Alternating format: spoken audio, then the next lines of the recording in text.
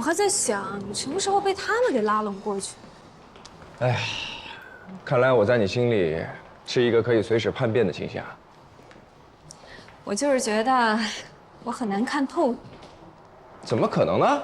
我这个人善良、正直、坦荡，有什么看不透的？总之，这份情我领了。以后你在鼎华遇到什么样的事情，我一定都会尽全力去帮你。谢谢苗总。晚上有空吗？今天，今天还真不行，我已经和别人约好了。女朋友？当然不是了。女性朋友？要真是女朋友就好了。